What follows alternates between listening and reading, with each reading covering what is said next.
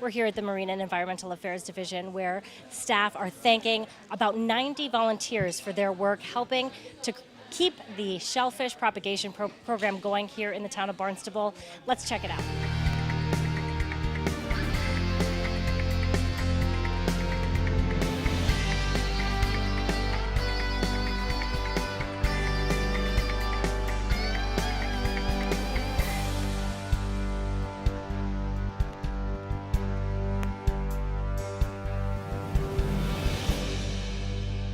It's that time of year where we like to thank all of our volunteers for everything you guys have done. We had 90 different people volunteer this year. Wow. That's a whole lot. Yeah. So 311 hours of volunteering. That's a lot of time. We also harvested a record number of bushels in one day. So over 45 bushels of quahogs in one day. You guys did an amazing job this year. It was absolutely fabulous. We also had a lot of new volunteers. So welcome everyone that's new. Appreciate your interest in this. We have a fabulous program here, and it's really because of everything you guys do. You give us so much support, and you come out when the call's made. So thank you so much. I'm here with Tom Marcotti, shellfish biologist for the town of Barnstable.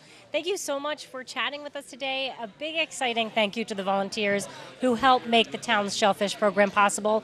First, let's talk about the shellfish program. How long have you been doing a recreational shellfishing program here in the town of Barnstable? Yeah, recreational and commercial too.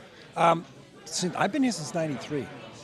So with Darcy Carley, she's now over in Concom, and she was nice to take me under her wing, and we used to go out and try to propagate quahogs, and not so much oysters in the early days, but yeah, she was really into it, and I was her assistant.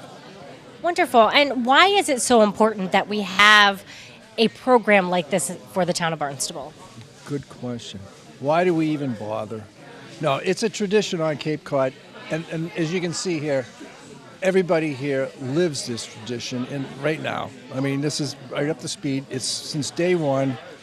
We go back to the Indians, and the natives here, they loved it, and they showed how, shellfish is a very nutritious little meal here. So we grow them a lot, and to help supplement what's out there. And it's a lot of fun.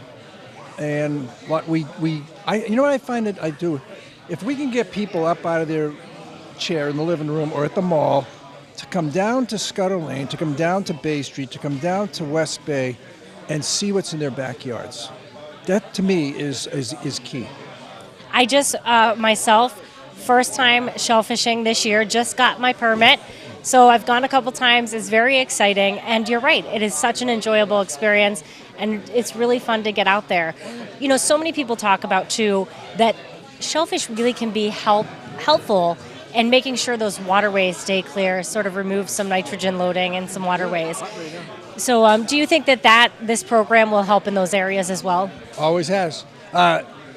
Just by the nature of propagating oysters for meals and delicacies that everybody's eating, they're cleaning the water. They're filter feeders, so all's good, So whether you're doing any type of shellfish culturing, the private grant holders, what we do, restoration, anything like that, just by doing it, you're helping the water quality.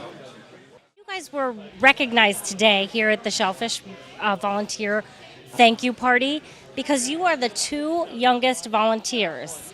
Why did you want to volunteer to help the program? I guess I just like got the ocean a lot, I guess. Yeah, it's kind of fun to get outside, right? So what kind of things did you do when you were out and about volunteering?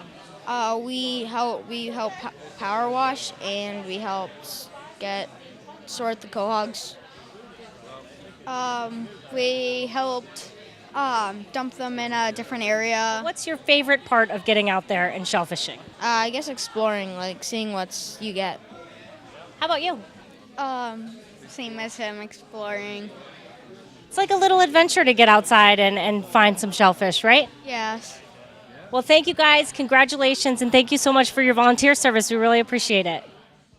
So you guys are volunteers for the shellfish program here in the town of Barnstable. Can you tell me your name? Jack Quinn. And Dave Barry.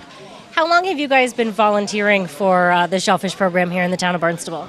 I believe it started around 10 years ago. A young lady had a project to do, and a few people volunteered to help count. We count. We have the ability to count clams. And this is the most resourceful organization. And we reap the benefits. Both we help plant the clams, so we know where they are when we go digging clams. Yeah, and clams, yummy, right? Oh my goodness, clams, they're a buzzword on Cape Cod. You live by the tide and you live by the weather on Cape Cod. And why do you volunteer? Just all the people, and I like everybody at the Natural Resources. They're all become friends of yours. You volunteer for a couple times, and it's like working with your best friends. You learn a lot about the shellfish. At first, I was just saying earlier, I bought a rake, and I didn't even know what I was doing at first. And I figured the best way to learn and to find those clams is to hang out with guys that know more than you, or start planting and digging clams. All right, so what's the secret? What do we need to know before we go out there? Get a license. Yeah, get a license. They're in the water. And it's best to go at low tide. Yeah. And it's fun. It's like a family. Yeah. Everybody has something in common when you're near the salt water. And we live by the shellfish. I was just saying to him, if you're a learner and you come down to the water and you see a guy that dressed like he is, and I don't know what I'm doing, and he comes after I got there and leaves before I can, then he's smarter than I am, and you watch this guy the next time. So people will help you in the water to help you dig. Interesting. Some of my most enjoyable moments teaching the kids. Yeah. We have kids show up. Yeah. They have never even seen a clam. Yeah. And they have a clamming class. And the kids, that falls into play because once you do it, you can't get enough of it. You're involved in it. And I'd rather see a kid on the clam flat than hanging out on a street corner. Now I'm here with shellfish technician Liz Lewis. This is an exciting day to see all of the volunteers come together. And for you had a chance to say thank you. What do you like most about this day? I really like just getting everyone together because, we have 90 volunteers that come every year, and this is a chance for all of them to talk to each other. We might only get a dozen at a time, but here we have a lot of people show up, and I just love seeing them. I mean, they're not in waiters, we get to have a real conversation. It's lovely, and I just appreciate them so much. So this is just a little something that I can do to show that token of appreciation. Yeah, a really, really amazing program you guys have here in the town of Barnstable. Why is it so important for us to have a shellfishing program here in Barnstable? It's really important. So many people, there's such a high demand for shellfishing. I call it oyster fever this time of year. People love quahogs.